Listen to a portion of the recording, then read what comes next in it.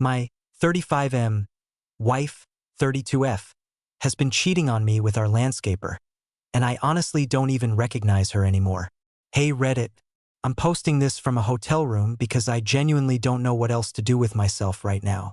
This is a throwaway because some people I know follow my main account, and honestly, the thought of anyone in my real life knowing what I'm dealing with right now makes me feel sick. I never thought I'd be one of those people writing one of these posts. I used to read stories on here about affairs and betrayal and think, how does someone not see it happening? How do you share a bed, a life, a home with someone and not realize they've become a stranger? Now I know, because it happened to me. My wife, Jessica, and I have been married for 6 years. Together for almost 9. We built what I thought was a good life. Not some glamorous Instagram perfect marriage, but something real. We bought a house in a quiet suburban neighborhood 3 years ago. Nothing extravagant, but enough space for us, a decent backyard, and room to eventually raise a family.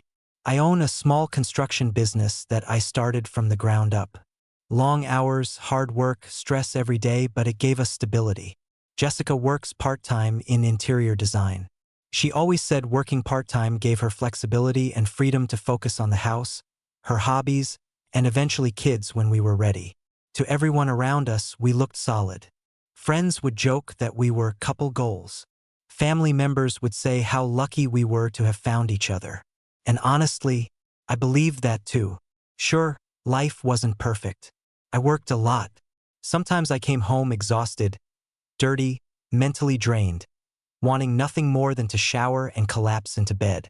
Sometimes she complained that I was distracted, or tired, or too wrapped up in work. But I thought that was normal. I thought we were doing what married people do, building a life together. I thought the sacrifices I was making were for us. Now I look back and wonder if she ever saw it that way. About a month ago, things started feeling different. Nothing obvious at first, just little things. Jessica stopped texting me during the day. She used to send random messages, memes, grocery reminders, little I love you texts. That stopped. When I got home, she seemed distracted. If I asked how her day was, I'd get one-word answers. If I tried to hug her, sometimes she'd stiffen before hugging me back. At night, she'd stay on her phone longer than usual, smiling at messages and then locking the screen if I walked by. I noticed all of it, but I ignored it. Because when you love someone, your first instinct isn't to suspect betrayal. Your first instinct is to make excuses for them. She's stressed. She's tired. Maybe I haven't been attentive enough. That's what I told myself. Then 2 weeks ago, everything shattered. I came home early from a job site because one of the deliveries got canceled. Her car was in the driveway. That wasn't unusual because she worked from home a lot. The house was quiet. No TV. No music. No sound at all. I remember calling out her name when I walked in. No answer. I thought maybe she was in the backyard because we'd had the landscaping company out all week redoing part of the yard. So I walked through the kitchen and looked out the back door. And there she was, standing with our landscaper, Evan. Way too close. Not talking to the guy doing yard work close. Not casual. Intimate. The kind of body language that tells you everything before a single word is spoken. She was smiling at him in this soft, almost shy way. And the way she looked at him, I knew that look, because years ago she looked at me like that. I froze. I didn't walk outside. I didn't say anything. I just stood there behind the glass, watching my wife smile at another man like he was the center of her world. I wish I could say I confronted them right there, that I stormed outside and demanded answers. But I didn't, because in that moment I wasn't angry. I was terrified. Terrified that what I was seeing meant what I thought it meant. That night, after she fell asleep, I did something I had never done in our entire relationship. I checked her phone. Even typing that makes me feel sick because I was never that husband. We trusted each other. Or at least I thought we did. I found a message thread saved under just the letter E. My hands were shaking so hard I almost dropped the phone. There were weeks of messages. Flirting. Inside jokes. Plans. Photos. And the last message from her said, "Tomorrow morning, same time." I felt like I couldn't breathe. like the walls of the room were closing in. I didn't sleep. The next morning, I parked down the street and waited. At exactly 9:12, Evan's truck pulled up.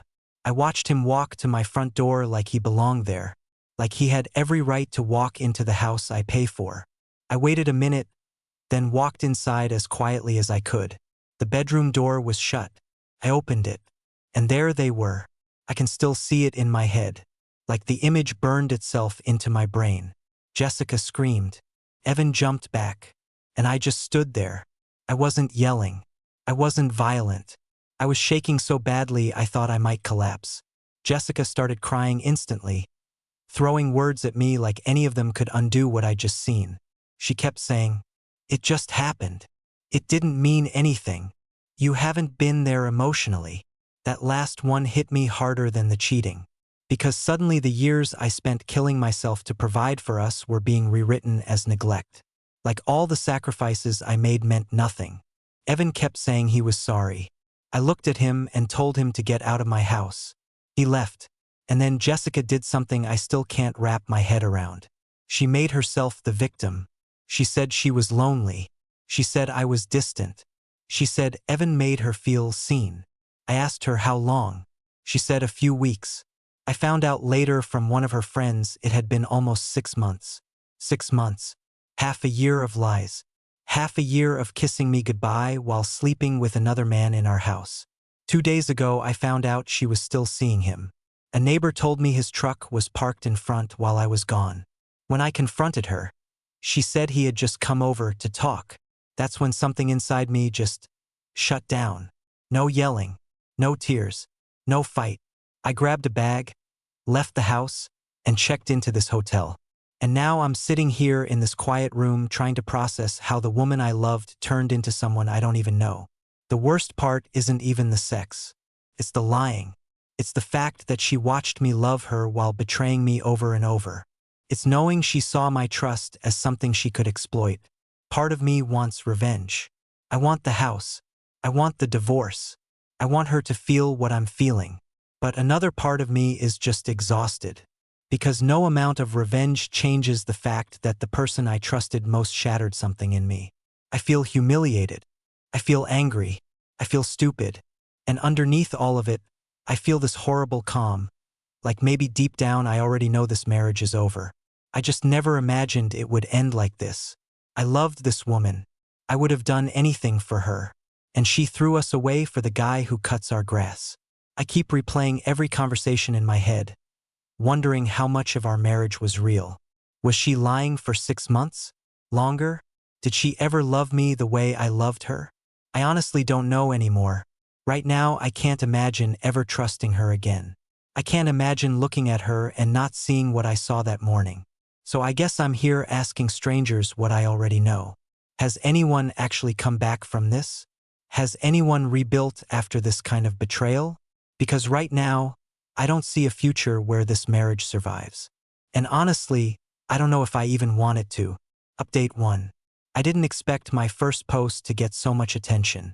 I spent most of last night reading comments from strangers telling me things I already knew deep down but wasn't ready to admit. That my marriage is over. That trust like this doesn't come back. That the woman I thought I knew is gone. I wish I could say those comments made me feel better. They didn't, because even when the truth is obvious, accepting it feels like tearing your own heart out. I barely slept. The hotel room was silent except for my phone vibrating nonstop on the nightstand. Jessica called me over and over. Texts, voicemails, long messages about how sorry she was, how she made the worst mistake of her life, how she loves me more than anything. At one point, she sent me, "Please don't throw away 6 years over one mistake." One mistake. That phrase made me sick. Because cheating isn't one mistake. It's not one moment. There's hundreds of choices. Every text. Every lie. Every time she kissed me after being with him. Every morning she let that man into our home. That isn't one mistake. That's a decision repeated over and over. I stared at that message for 10 minutes before putting the phone face down. At around 8 a.m., I called a lawyer. Just making that call felt surreal. I never imagined I'd be discussing divorce at 35. I never imagined I'd be dividing up assets and asking what my rights were while my marriage was still technically alive. The lawyer was calm and practical. He asked how long we'd been married, whether we had kids, whether the house was jointly owned. I answered all the questions like I was talking about someone else's life. At the end of the call, he said, "Based on what you've told me, filing quickly is the smartest move." Hearing a stranger say that made it real. This wasn't a fight. This wasn't a rough patch. This was the end. After I got off the phone, I sat in my car in the hotel parking lot for almost an hour. I kept staring at the steering wheel, trying to build up the strength to do what I knew I had to do. Finally, I drove home. I expected an argument. I expected excuses. What I didn't expect was Jessica sitting on the kitchen floor crying. The second she saw me walk in, she stood up and ran toward me. She wrapped her arms around me like nothing had happened, like she was the victim. I stepped back immediately. She started sobbing. Real sobbing. The kind where she could barely breathe. She kept saying, "Please don't do this. Please let me explain. Please don't leave me." And for a split second, I almost broke. Because this was my wife. The woman I built my life around. The woman I thought I'd grow old with. Seeing her cry like that hit me hard. But then I remembered her lying in our bed with another man. And whatever softness I felt disappeared. I told her I had spoken to a lawyer and I was filing for divorce. The moment those words left my mouth, she looked like the floor had dropped out from under her. She said, "No, no, you can't be serious." That sentence alone told me so much. She never thought I would leave. Somewhere in her mind, she believed I would forgive her. That I would yell, cry, maybe threaten to leave, but stay. She thought I loved her enough to accept betrayal. And maybe she was right, because if I hadn't caught her, I probably would have kept loving her while she kept lying. When she realized I meant it, she changed. The crying became desperation. She said Evan meant nothing. She said she ended it. She said she only kept talking to him because she was confused. She said she wanted counseling. She said she would do anything. Then she said something that honestly broke whatever was left in me. "You're the love of my life." I just stared at her. Because where was that love when she was sneaking him into our house? Where was that love when she lied to my face for 6 months? Where was that love when she kept seeing him after getting caught? I asked her that. She had no answer. She just cried harder. Then came the promises. She said she'd quit her job. She said we could move. She said she'd cut off all contact. She said she would spend the rest of her life proving she loved me. And all I could think was, why wasn't I worth protecting before? That's the question I can't get past. Because if someone truly values you, they don't wait until they lose you to prove it. They protect what they have. Jessica only started fighting for this marriage after she realized she might lose the comfort of it. That realization changed everything for me. Because suddenly her tears didn't look like love. They looked like panic. Panic at consequences. Panic at losing stability. Panic at losing the life we built. And maybe somewhere in there she does love me. But not enough. Not enough to be loyal. Not enough to be honest. Not enough to stop. At one point she dropped to her knees and begged me. Actually begged. She said, "Please don't make me lose my family." And that sentence made me angrier than anything else. Because she already destroyed this family. Not me. Me filing papers isn't what ended this marriage. Her betrayal did. I told her I was done. That there was nothing left to save. She asked if there was anything she could do. I said no. And I meant it. I packed a few more things and walked out. She followed me to the door crying and saying, "Please don't give up on us." But the truth is, she gave up on us months ago. She just didn't expect me to stop fighting too. I'm back in the hotel now. I thought telling her would make me feel stronger. Instead, I feel hollow. Like my body is moving but the rest of me hasn't caught up. I haven't cried. Not because I'm okay, but because I think I'm still in shock. The hardest part is that I still love her. I hate admitting that. After everything, part of me still wants her to walk through that hotel door, hold me, and somehow make this nightmare disappear. But I know that version of her doesn't exist. Maybe it never did. The woman I loved would never have done this to me. So now I'm trying to accept that the person I miss is someone who isn't real anymore. And that might be the most painful part of all. Update 2. Hey Reddit. I honestly didn't think things could get worse after my last update. I was wrong. The last 48 hours have been some of the most emotionally exhausting hours of my life. I thought once I told Jessica I was filing for divorce, things would become clearer. Painful but clear. Instead, everything has become even uglier. The first thing that happened after I left the house was that Jessica started reaching out to everyone in my life. Not just me. Everyone. My sister called me yesterday morning asking what was going on because Jessica had phoned her crying hysterically, saying she had made a terrible mistake and that I was throwing away our marriage without giving her a chance to fix it. Then my mom called. Jessica had called her too. Apparently she was sobbing so hard my mother could barely understand her. She told my mom that she loved me, that she was broken, that she didn't know why she did it, and that she was terrified of losing me. Then she called 2 of my closest friends. One of them texted me and said, "Man, I know this is your business, but she sounds like she's losing it." That message should have made me feel guilty. Instead, I felt numb, because none of this felt like remorse. Felt like a campaign, like she was trying to get everyone around me to soften me up, to make me feel cruel for standing my ground. And the worst part? It almost worked. My mother asked me if maybe I should at least hear Jessica out. One of my friends said maybe she was genuinely remorseful. Even my sister said, "People make terrible mistakes." And every time someone said that, I felt like I was going insane, because no one saw what I saw. No one saw the lies. No one saw her continue after being caught.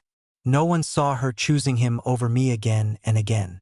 To everyone else, she's the crying wife begging for forgiveness. To me, she's the person who betrayed me for 6 months and only panicked when consequences showed up. Then yesterday afternoon, I got a message from someone I never expected. Jessica's best friend, Lauren. The message just said, "There's something you need to know, and I can't keep lying for her anymore." My stomach dropped. I called her immediately. Lauren sounded nervous. She told me Jessica had been lying to me about almost everything. Not just how long it lasted. Not just whether it was over. Everything. The affair didn't start 6 months ago. It started closer to 9 months ago. And it wasn't just some emotional affair that turned physical. According to Lauren, Jessica was talking about Evan like she was in love with him. She told Lauren that Evan made her feel alive. That with him, she felt wanted. That being with him felt exciting.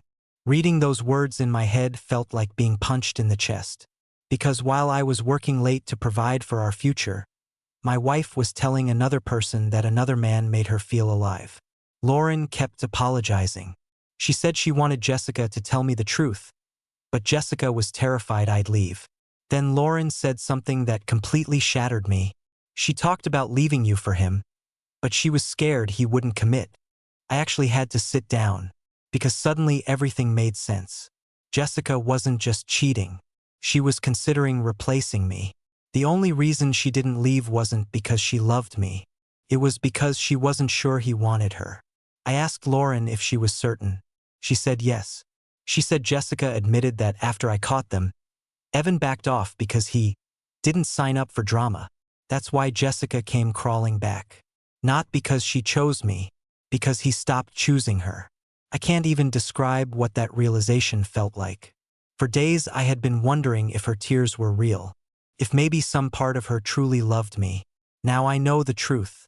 I was the backup plan, the safe option, the stable husband with the house and the life she didn't want to lose. The humiliation of that is indescribable. I thought the cheating was the worst pain. It wasn't. The worst pain was realizing that when she begged for another chance, it wasn't because she suddenly valued me.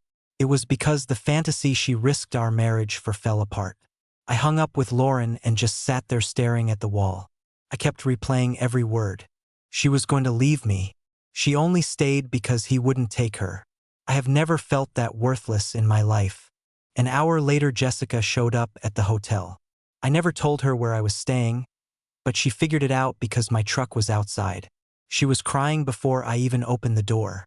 She said, "Please just talk to me." I should have told her to leave. Instead, I let her in. I don't know why. Maybe I wanted to hear her deny it. Maybe I wanted one last reason to believe there was something real left. She sat on the edge of the bed crying, telling me she loved me, that she made the biggest mistake of her life, that she wanted counseling. Then I asked her directly, "Did you think about leaving me for him?" She froze, just for a second.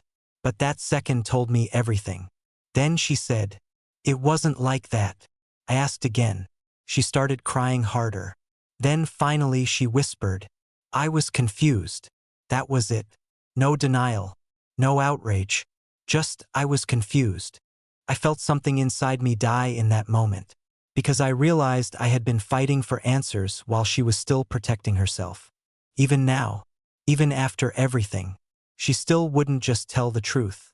I told her Lauren had already told me. Jessica buried her face in her hands and started sobbing. She said she didn't mean it. She said she was lost. She said she was scared. But the damage was done. Because now I knew the truth.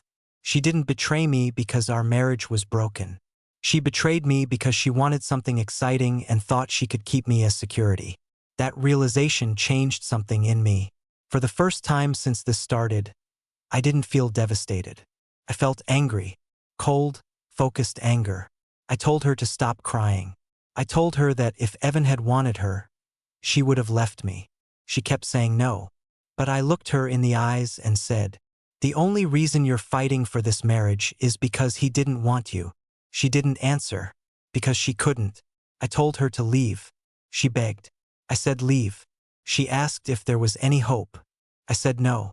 Then she said something that I think will stay with me forever. "Please don't let my worst mistake define me." And maybe that sounds heartbreaking. Maybe it even sounds sincere. But the truth is our choices define us. And her choices destroyed this marriage. She left crying again. And this time I felt absolutely nothing. No guilt. No sadness. Nothing.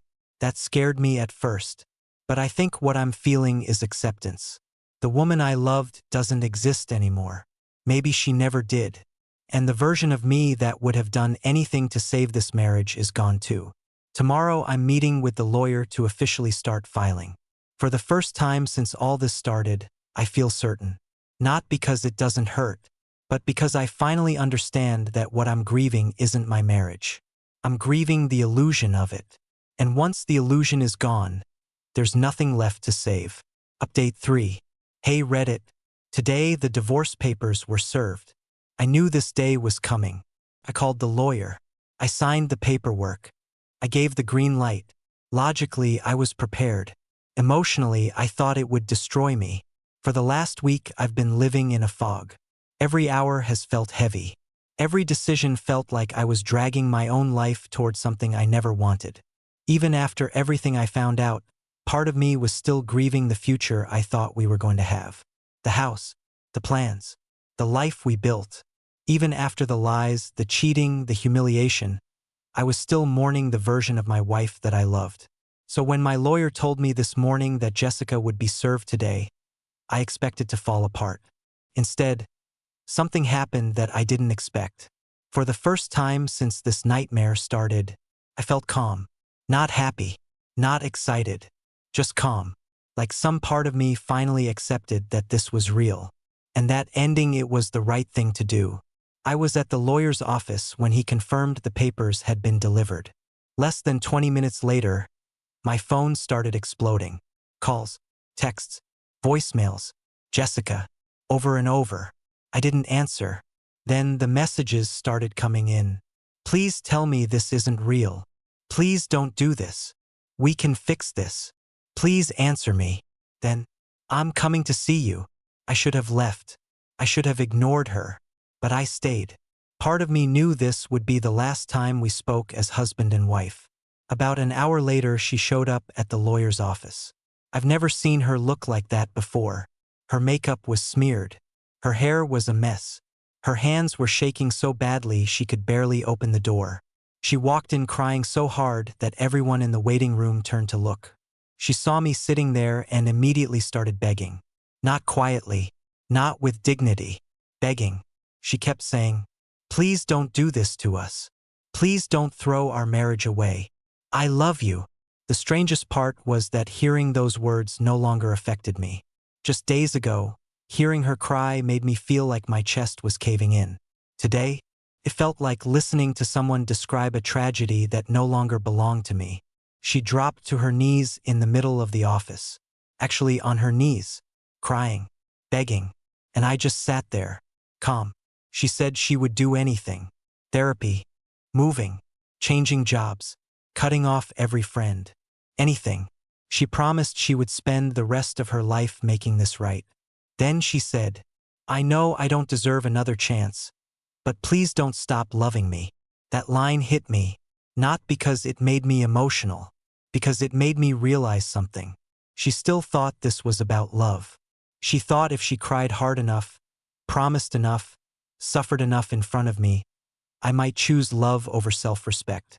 And for years, I probably would have. But something in me had changed. I looked at her and realized I did still love her. But love wasn't enough anymore. Because love without trust is grief. Love without honesty is humiliation. Love without respect is pain. And I was done choosing pain. I finally spoke. I told her, "I'm not doing this because I stopped loving you. I'm doing this because you stopped protecting what we had." She cried harder. She said, "I made a mistake." And for the first time, I answered exactly what I was thinking. "No, you made choices." The room went silent. Even her crying stopped for a second. I told her that cheating was not one mistake. It was 100 choices. Choosing to text him, choosing to lie, choosing to let him into our home, choosing to betray me over and over, and then choosing to lie again after I caught her. I said, "You didn't destroy this marriage in one moment. You destroyed it piece by piece." She kept shaking her head and saying, "Please, please." Then she said something that honestly almost made me angry again. She said, "You're giving up on us." That sentence. After everything. After months of betrayal. After I was the one left shattered. She still framed me as the one abandoning the marriage. And that's when I realized she still didn't fully understand what she had done. I looked her straight in the eyes and said, "You gave up on us the first time you chose him over me." She broke. I mean, completely broke. She buried her face in her hands and sobbed so hard she could barely breathe. The lawyer's receptionist came over with tissues. People were staring. And I felt nothing. Not cruelty. Not satisfaction. Just clarity. That moment told me everything. For days I had wondered if seeing her suffer would make me feel vindicated.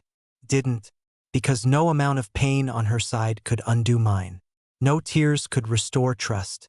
No apology could erase what happened. And in that moment I understood something I wish I had understood sooner. Closure does not come from the other person's regret. It comes from your own decision to walk away. I stood up. She looked up at me like she was hoping I would change my mind at the last second. I didn't. I told her, "I hope one day you become the person you promised me you were. But I won't be here to see it." Then I walked out. She was still crying behind me, calling my name, begging me not to leave. And I kept walking. The second I got outside, I sat in my truck and waited for the breakdown. I expected to cry, to shake, to feel like I was dying inside. Instead, I felt relief. Actual relief. The kind where your body finally releases something it has been holding for too long. I sat there with my hands on the steering wheel and realized the crushing weight in my chest was gone. The pain is still there. The betrayal is still there. But the uncertainty is gone. And uncertainty was the heaviest part. For weeks I was trapped between loving her and knowing I had to leave. Today that war ended. For the first time since all of this happened, I can breathe. I'm still devastated. I'm still grieving. But I'm no longer confused. And clarity feels like freedom. I don't know what my life looks like next month. I don't know what healing looks like. I don't know when this stops hurting. But for the first time, I believe I will be okay. And that matters more than saving a marriage that she already destroyed. So this is probably my final update. If anyone reading this is in the place I was in a week ago, desperate to save something broken because love is still there. Please hear me. Love is not enough to stay where trust has died. Walking away from someone you love feels impossible. But staying with someone who betrayed you destroys you slowly. Today, I chose the pain that leads to peace. And for the first time in a long time, I feel free.